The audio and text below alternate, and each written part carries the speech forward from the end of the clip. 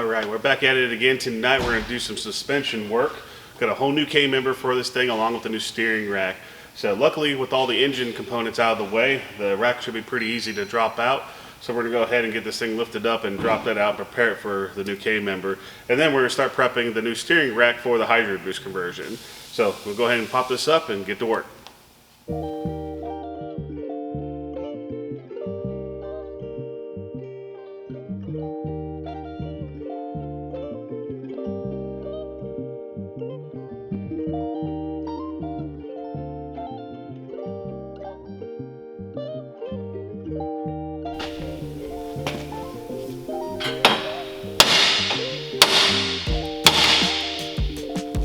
Done. Done.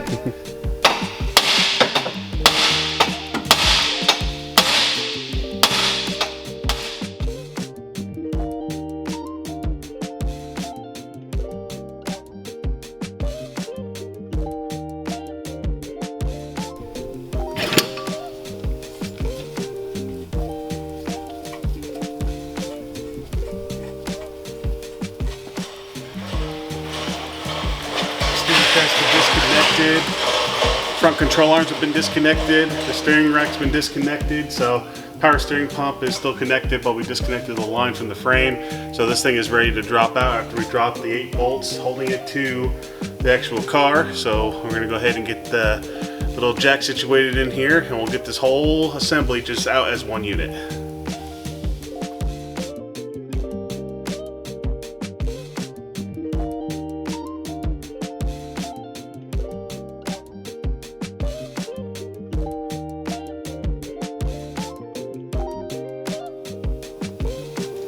Backside done over there first.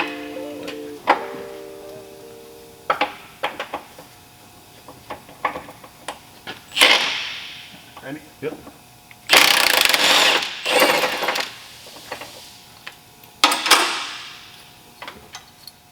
Everything out of the way. Reset.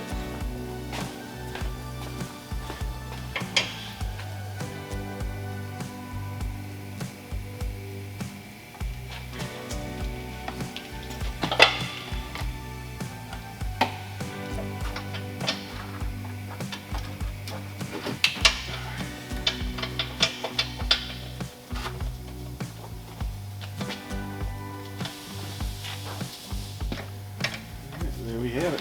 Oh yeah. She's goofy. Perfect. There we have it. Our K-member, power steering, and rack system are out of the car. Alright, as you saw, the old K-member is out of the car. We're going to be replacing it with this. This is a nice QA1 K-member. And this is the one that's going to be for the small block Ford going back into the car. I do have the matching control arms for it here, so we're going to be assembling those here shortly, along with the motor mounts. The thing I like about this K-member is that if you decide to do a modular swap down the road, it's as simple as just swapping out the motor mount option for this. They're kind of modular that way, but the main K-member here stays the same. So we're going to go ahead and get the motor mounts mounted to this. Get this up and squared into the car, get this new steering rack installed on it, and then we'll put the control arms on it and get everything buttoned back up. So let's go ahead and get this assembled and back into the car. All right, I'm going to go ahead and demonstrate how simple this is to install and put together here. So these are the motor mounts. Can't really mess this up, they're side specific. So you literally take a bolt and a washer, and you put it through the open bolts here. You just put those through there. And then we'll do a bolt in the washer going through there. As you see, when you put it in, it only goes on one way. And then you just take another washer. These are nylon locking nuts, and just put a washer and a nut on each one and tighten them up, and that's it. So I'm gonna go ahead and get that all snugged up here, and this will be ready to go up into the car.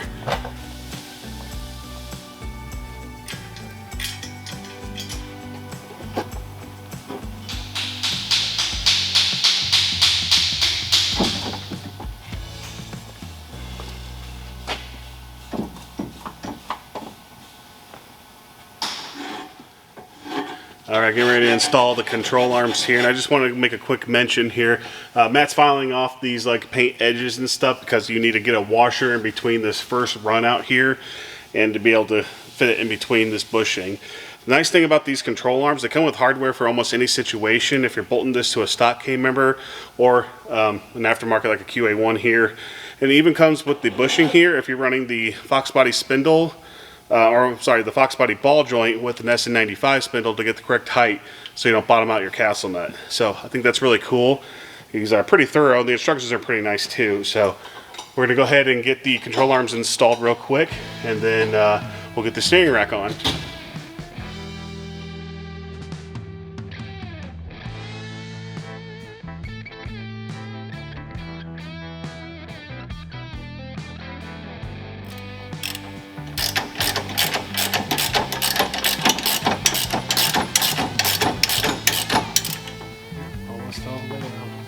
Sweet. All right.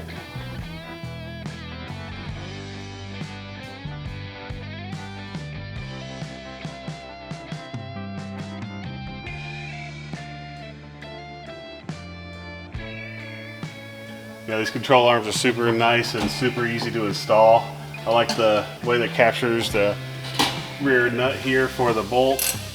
And the washer's a little tricky to get in, but clean off the paint and you'll be able to get it in there and stuff like that. A little persuasion from a hammer too helps. But yeah, we'll get these on. We can go ahead and put the spindle back on this one once we do that. And we'll go ahead and get the spindle and stuff put back together on that side. And then we'll get the steering rack prepped. And then once that's all done, we'll be able to get the wheels back on it, measure, kind of get it squared up, and then fully tighten down the K-Member. And that'll be all done. So, of course, it helps that there's no engine or anything in the way, but it's nice because you can see how much space it's going to open up in here. So I'm super stoked about that. And but yeah, QA1, good job. Really nice piece. The fitment so far has been pretty darn good.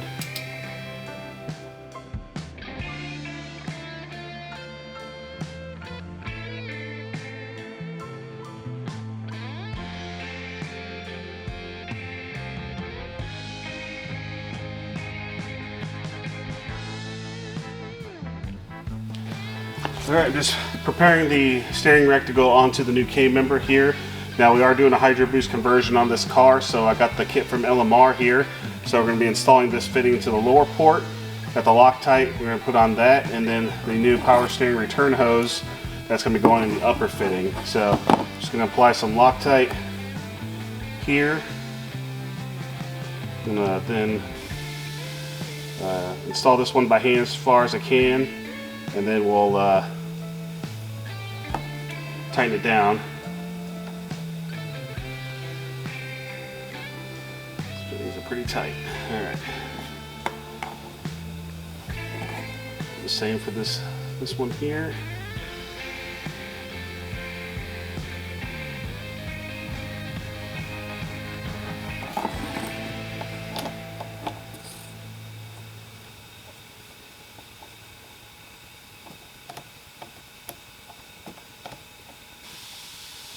Then I'll tighten these down the rest of the way with the wrench, and this will be ready to go up into the car.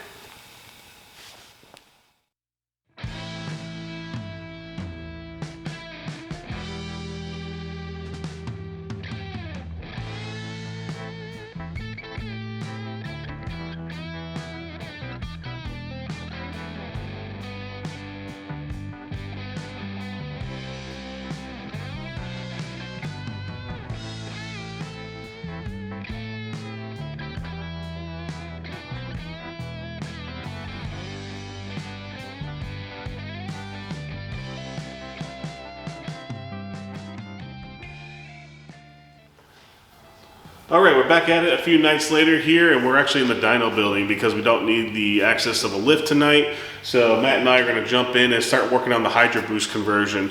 This kit I picked up from LMR. It's the one that's for a Fox body with a push rod motor. So we're going to see what that's all about. We'll go over a few steps here. This should be a pretty involved little project. I'd never taken the pedal assembly out before, so you're going to follow along with me on that journey. But we've got the full kit here. We're going to get most of it done tonight, hopefully. unless we run into any snags or whatnot. But since the engine and stuff is out and the steering shaft is disconnected, getting the steering column out shouldn't be too bad. So, all right, we're gonna go ahead and jump in here, get the seats out, and start working on this Hydroboost conversion.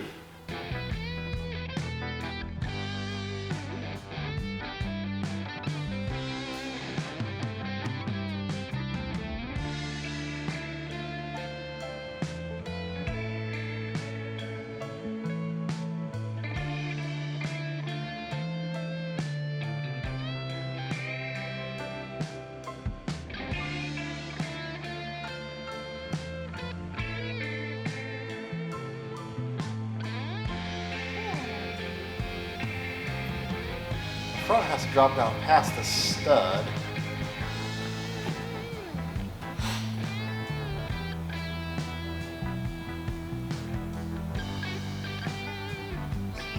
To be able to come out, because this. Oh wait, no, never mind. We gotta get the booster out first. Okay. All right. Big note so far is that we got all the hardware off of the brake pedal assembly and stuff, and we've got the hardware off the brake booster inside the car. But I don't think we're gonna want to ever do this again. It's just there's just so much going on under the dash. And maybe if you had a bone stock car, it wouldn't be as bad, but with all the wires and stuff, this car, of course, before I owned it, had so many different gauges and wires just running across the steering column and everything. And it's just like, man, what a pain. But so Matt's gonna crack the lines loose on the old master cylinder here, and we'll get this whole brake booster and master cylinder assembly out. And then at that point, once that's out, we can probably start mapping everything out for the new Hydroboost assembly. So I'll bust that out here in just a moment. But yeah, so we're moving right along here. It's just that pedal assembly is just a piece of work, I'll tell you that. Not for the faint of heart. If you've never done one before, I can see where you get frustrated and maybe want to quit. But yeah, we're persevering. We're probably a few minutes out from having that assembly out.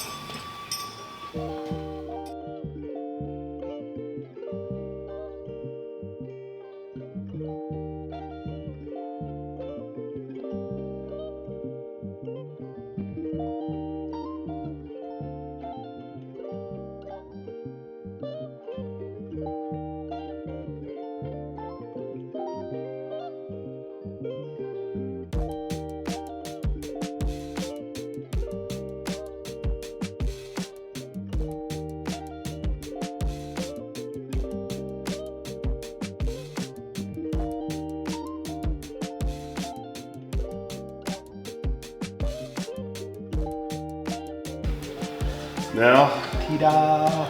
take this bolt and nut off, replace this pedal with a new pedal, and then it's ready to go back in. All right.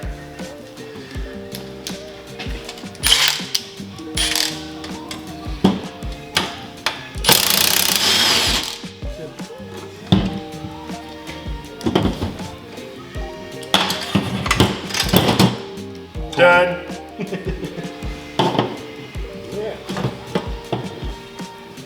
Okay. Now you have a club. That's right. Now we'll replace this with the included pedal from LMR, and we'll get this put back together, and then we'll move on to the firewall modifications. All right, we've got the new pedal, brake pedal into the bracket assembly here. And this is about ready to go back in the car, but first we got to go ahead and modify the firewall and then get this kind of hodgepodge mess put back together. So I'm going to go ahead and get in there, move some wires out of the way, make sure everything's out of the way, and then mark our firewall so that way we can make the adjustment and test fit the Hydroboost assembly.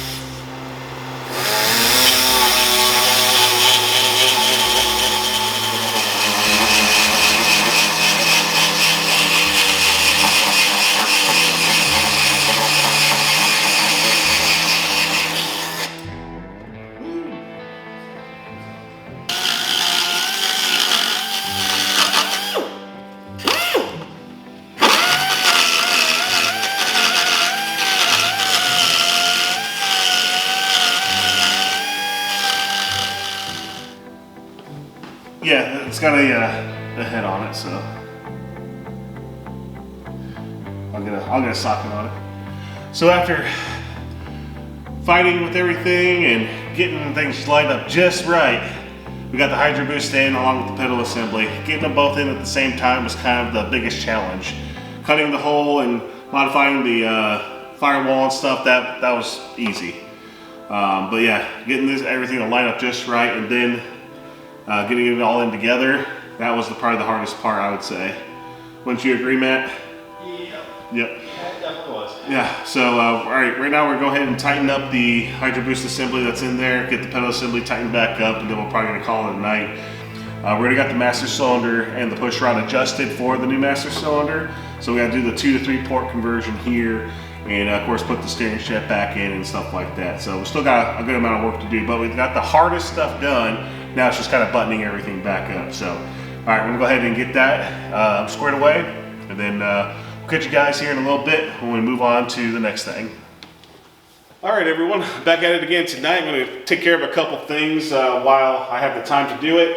This engine bay's pretty filthy. I'm going to get that cleaned up because now that everything's out of the way, the new Hydroboost unit is in and locked down. I'm going to clean things up a little bit and then start putting some of the newer components back in to kind of complete out the engine bay portion of the Hydroboost conversion.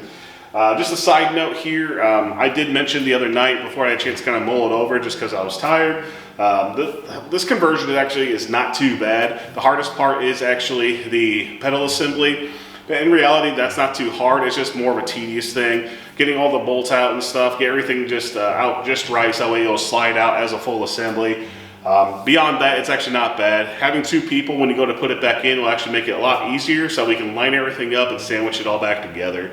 So kind of after having a couple nights to think about it and mull it over, yes, it is a tedious process. Is it hard? No, but it's just involved. So I hear that doing this brake upgrade is worth it. So I'm not going to complain too much.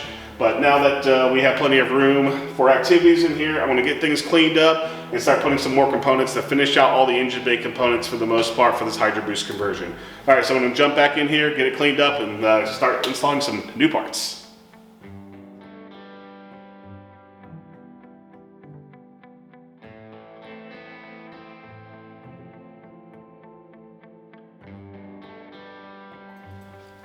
All right, went ahead and replaced this brake line right here. This is the one that goes to the driver's side caliper, and it's a good thing I did because that line, when I popped it loose, it actually broke the line. It was like ready to go, but so yep, this has got a new line right here. This line here goes between the first port and this port. The instructions from Maximum Motorsports are actually really nice. You want to leave your master cylinder loose too. Just want to make sure everything's going to thread in really nicely and everything, as it should. And that way you can get everything started by hand. You want everything to be as nice as possible. You may have to bend some things here and there and stuff like that, which is all fine. Just follow the instructions. You have to tug your lines a little bit, but you'll all get there. Yeah, that's good.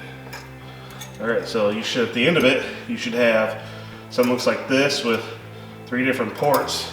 Then we'll get our T-junction in here from Maximum Motorsports, and then we'll tighten everything down. Screws in by hand. That one screws in by hand.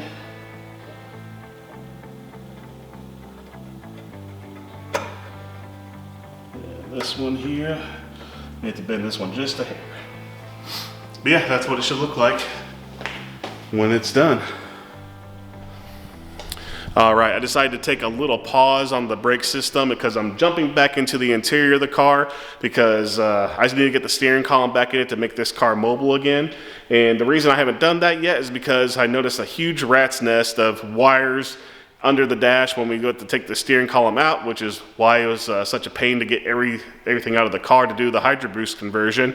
And as you can see here on the ground, that's about 75% of all the work I've been doing, clearing out all the broken wires, loose wires, wires that are going to nowhere, ground's hooked up, doing nothing. So I'm cleaning all that up, rerouting everything very nicely, so that way the steering column can just literally go back in and bolt right back up to its factory location. So I'm going to finish wiring that up and cleaning all that up. Matt's going to be joining me here in just a few minutes, and then we'll jump back into the engine bay to do some more brake stuff.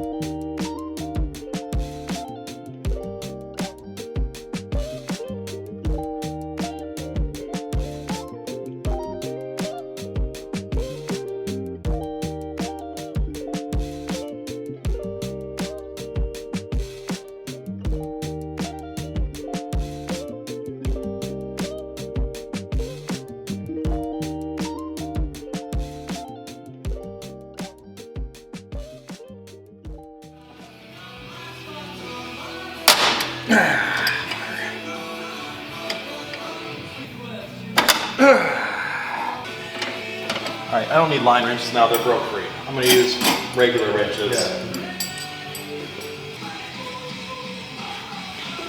Hopefully that doesn't fall out. Is it still in there? Yep.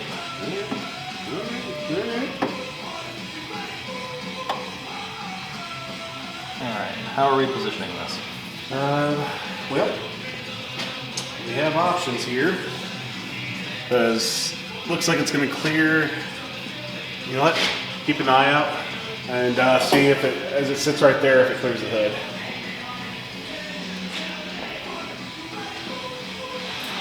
Let's go. Like that. Works for me.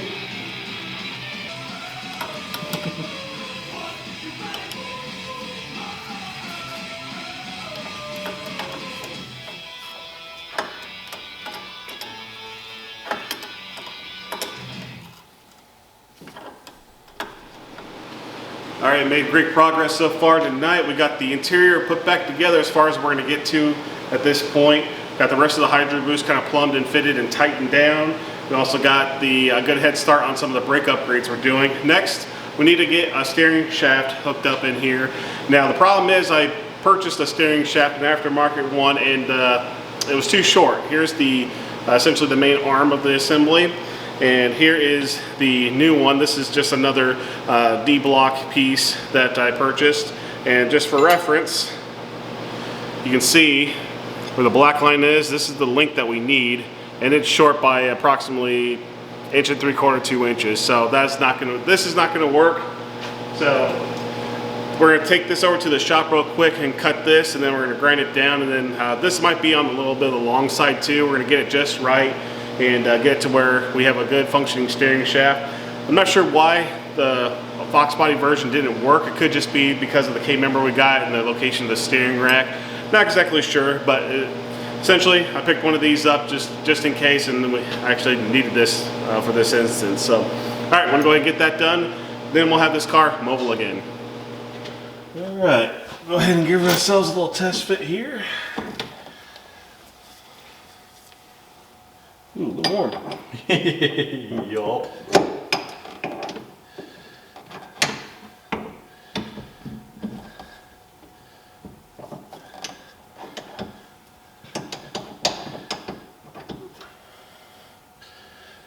Yeah, if I loosen this one out and push that down, I'll be able to get it down. I'd say we're probably teeth off too, because we just kind of stuffed it on there close enough. Yeah.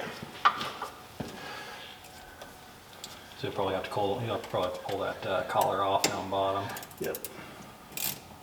but it looks like it should actually be able to fully come off. Oh yeah. You want me to turn the steering wheel? Hold on. Oh, it should, there's not much tension. Should be able to do it. Oh, sweet. Wow, it's like perfect when you make up the difference between the two. So that way they sit fully seated, but also at the same time Yeah. are not sticking out past the collar. Nope. They're like right at the edge of it. Good. So with this fully tightened and this fully tightened in that groove, this physically cannot fall out. Yep. So that's it right there. All right, we got the steering shaft cut the length and got it on the first try. It's perfect. Perfectly centered up in here. Got the bottom collar on the end of the steering rack. And this one here got the bolt through it. It's good to go. We can go ahead and lock this thing down and we're pretty much done for what we wanted to accomplish tonight. So good news. Like sometimes it's awesome to be, or it's great to be lucky and not good. I think that this was a little bit of both.